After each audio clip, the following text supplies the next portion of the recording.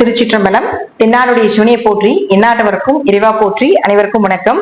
தனுசு ராசிக்குண்டான ஜூலை மாத பலனை பத்தி நம்ம பார்க்கலாம். தனுசு ராசி அதிபதியை குரு பார்க்கிறார். அதாவது உங்க ராசியை குரு பார்க்குது. எப்பவுமே குருவுக்கு ஒரு விஷயம் என்னன்னு பாத்தீங்கன்னா, 5ஆம் பார்வை, 7ஆம் பார்வை, 9ஆம் பார்வை. இதுல 5, 9ஆம் பார்வை அப்படிங்கிறது பெரிய பாதிப்புகளை கொடுக்கறது இல்ல. 7ஆம் பார்வை என்ன பண்ணும்னா சமசப்தம பார்வைன்னு சொல்லுவோம். இது ஒரு பிரச்சனைக்கு அப்புறம் ஒரு தீர்வு, ஒரு பிரச்சனைக்கு அப்புறம் ஒரு மகிழ்ச்சி, ஒரு எஃபோர்ட்டுக்கு அப்புறம் ஒரு வெற்றி அப்படிங்கிறத ஏற்படுத்தி கொடுக்கும். ஆனா கொஞ்சம் பொறுமையா தனுசு ராசிக்காரர்கள் கடந்து கொண்டு போக வேண்டும். அடுத்தது பாருங்க, உங்களுக்கு ராசி அதிபதியும் 4ஆம் அதிபதி குருவாகி 7 இருக்கும்போது எப்படி இந்த வருடங்கள் உங்களுக்கு பண வரவு, வீடு மனை சொத்துக்கள், ஒரு இடமாற்றங்கள், திருமணம் சார்ந்த விஷயங்கள், இதெல்லாம் சக்சஸ் கொடுத்தே ஆகணும் அப்படிங்கிறது குருவுக்கு விதிக்கப்பட்ட ஒரு விதி. அடுத்தது சனி என்ன பண்றாரு அப்படின்னு பாத்துட்டீங்கன்னா 2, 3 குடையவர். இந்த மாதம் சனி பகவான் 13ஆம் தேதி வக்ரமாகிறார். அதுவும் நவம்பர் மாதம் 28ஆம் தேதி வரைக்கும். அப்போ இந்த 2, 3 குடையர் வக்ரம் ஆகிறார் அப்படின்னா உங்க ஜாதகத்துல சனி வக்ரமானு பாருங்க. ஏன்னா சனி வக்ரமாக இருந்தால் இந்த சனிக்குண்டான பொறுப்பு என்ன அப்படின்னா, உங்க ஜாதகத்துல பொருளாதாரம், உங்களுடைய பேச்சு, உங்களுடைய திறமைகள், பண வரவு, உங்களுடைய குடும்பம், உங்களுடைய முயற்சிகள், உங்களுடைய மாமனார், உங்களுடைய இளைய சகோதரம், இதெல்லாம் தான் இவர் வாங்கியிருக்காரு. நிறைய சொல்லலாம். ஆனா இப்போ உங்க ஜாதகத்துல சனி வக்ரமாக இருந்தா இதெல்லாம் இப்ப நல்லபடியாக நடக்கும். இந்த விஷயங்கள் எல்லாமே உங்களுக்கு சாதகமாக இருக்கும். அப்படி சனி வக்ரமாக இல்லைன்னா இது சார்ந்த விஷயத்துல கொஞ்சம் பொறுமையாக ஹேண்டில் பண்ணுங்க. இது நம்ம தனியா ஒரு பதிவாகவே பின்னாடி போடலாம். இப்போ பொதுவா நம்ம ஒரு விதிகள் கொடுத்தாச்சு. அடுத்தது செவ்வாவை பொறுத்த வரைக்கும் பாத்துட்டீங்கன்னா உங்க ராசிக்கு 5 மற்றும் 12ஆம் அதிபதியான செவ்வாய் உங்களுடைய ஜாதகத்துல 9ஆம் இடத்துல இருக்கிறார். அப்ப 5 குடையர் 9ஆம் வீட்டுல இருக்கிறது மிகப்பெரிய யோகம். அது கேதுவோடு இருக்கிறது அப்படின்னா ஸ்பிரிச்சுவலா யோகம், ஆன்மீகம், இறை வழிபாடு, நல்ல குரு அமைகிறது, உங்களுடைய வாழ்க்கைக்கு உண்டான தேடல்கள் என்ன, இது எல்லாத்தையுமே ஏற்படுத்தி கொடுப்பார். கேது அப்படின்னா ஞானம், அறிவு, தெளிவு, அதே குழப்பம் அதையும் கொடுப்பார். அப்போ ஒரு குழப்பத்தை கொடுத்து அந்த இடத்துல நமக்கு தெளிவுபடுத்துவார்.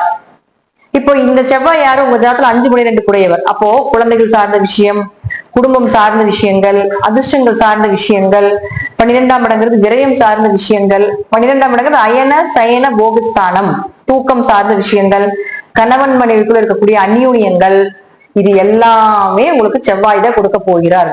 வெளிநாடு, வெளியூர் பயணங்கள், சொந்த ஊருக்கு பூர்வீகத்துக்கு வெளியே போற இடம் 9, இது எல்லாத்தையுமே அவர் தான் கொடுப்பார். அப்போ இதெல்லாம் உங்களுக்கு தடையா இருக்குது, இதெல்லாம் போக முடியல, இது மாதிரி எனக்கு செயல்படல அப்படின்னா இப்போ அந்த பீரியட இந்த கேது உங்களுக்கு ஏற்படுத்தி கொடுப்பார்.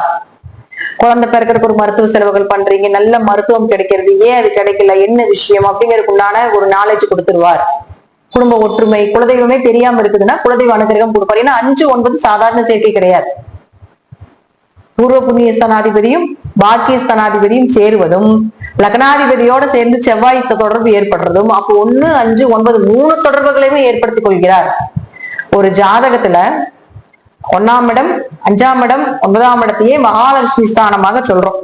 அப்ப இந்த மகாலட்சுமி ஸ்தானம் அப்படிங்கிறது ஒரு ஜாதகத்துல ஒரு இடமாவது வலுக்கணும், நல்லா இருக்கணும். 1ஆம் இடம், 5ஆம் இடம், 9ஆம் இடம், இது 3 ஏதோ ஒரு இடமாவது நல்லா இருந்துட்டா இந்த பிறவில எப்படி அவர் ஜெயிச்சிருவார், ஏதோ ஒரு விஷயத்த அவர் தேவையை பூர்த்தி பண்ணிக்குவார் அப்படின்னு எடுத்துக்கலாம் தேவைகளை. அதுவே 2 இடம் ஜெயிச்சதுன்னா ஓகே, மற்றவர்களுக்கு செய்யக்கூடிய ஒரு அமைப்பு எல்லாமே ஓகே, அவருக்கு குடும்பம் சார்ந்தது போக அதுபோல நல்ல வாழ்க்கையை வாழ்றாருன்னு எடுத்துக்கலாம். 3 பேரும் சேர்றாரு, 3 இடமும் தொடர்பு ஏற்படுது அப்படின்னா நல்ல ஆன்மா, முற்பில் நல்ல புண்ணியம் பண்ணவங்க, தனக்கு தன்னை மீறினவங்களுக்கு, அதே போல இந்த இயற்கைக்கு சுற்றுப்புறம் இருக்கக்கூடிய எல்லாருக்குமே ஒரு தானம், தர்மம், தைரியம் இதெல்லாம் கொடுக்கக்கூடிய அமைப்பை கொடுத்துரும். அந்த அளவுக்கு கடவுள் இவர்களுக்கு, பிரபஞ்சங்களுக்கு எல்லாமே அள்ளி கொடுக்குங்கிறது அமைப்பு. இப்போ தனுசு கதை தான் நடக்க போகுது.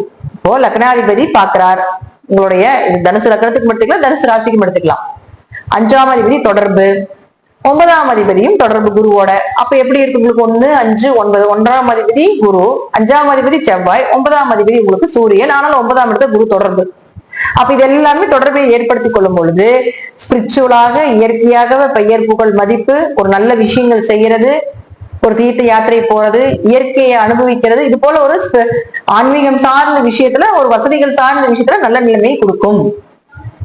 அடுத்தது உங்களுக்கு சுக்கிரனை பொறுத்த வரைக்கும் பாத்துட்டீங்கன்னா உங்களுடைய ராசிக்கு 6 மற்றும் 11ஆம் அதிபதியான சுக்கிரன் இயற்கையாகவே 6 6ல் இருக்கிறார். 12ஆம் இடத்தை பார்க்கிறார். சுகபோக காரகனாக இருக்கக்கூடிய சுக்கிரன் 12ஆம் இடத்தை பார்க்கிறார்.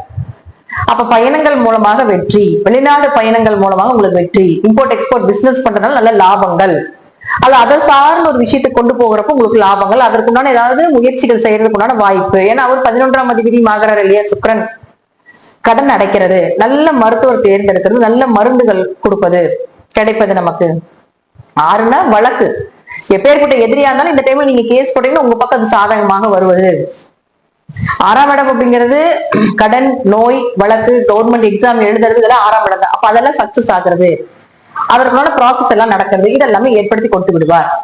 அடுத்தது 7ஆம் இடம். 7ஆம் இடத்து அதிபதியான புதன் அப்படின்னு சொல்லக்கூடியவர் 8ஆம் வீட்டுக்கு போகிறார். அதே போல 9ஆம் அதிபதியோடு சேர்க்கையாகிறார். இத்தனை நாள் சூரியனும் குருவும் சேர்ந்து உங்களுக்கு இதே இடத்துல 9ஆம் அதிபதியோட சேர்ந்த குரு 16ஆம் தேதி வரைக்கும் உங்களுக்கு சிவராஜ யோகத்தோடையே வேலை செய்வார்.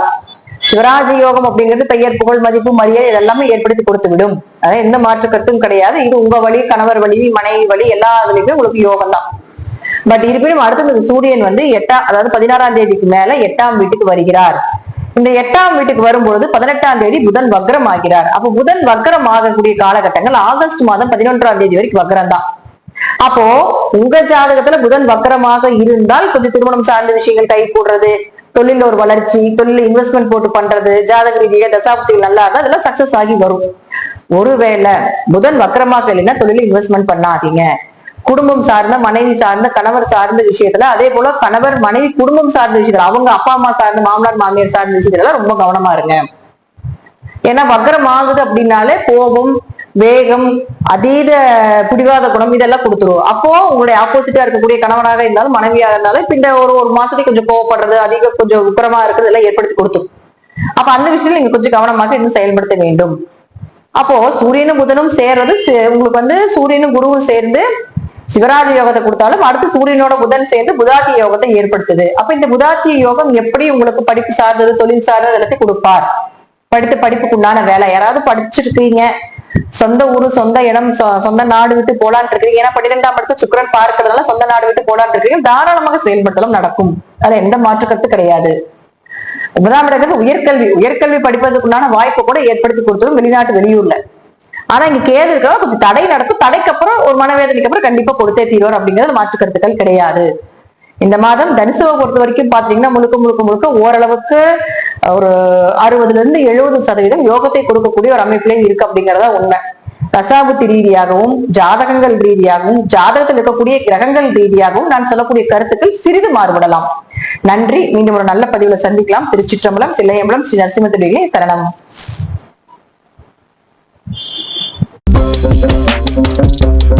Thank you.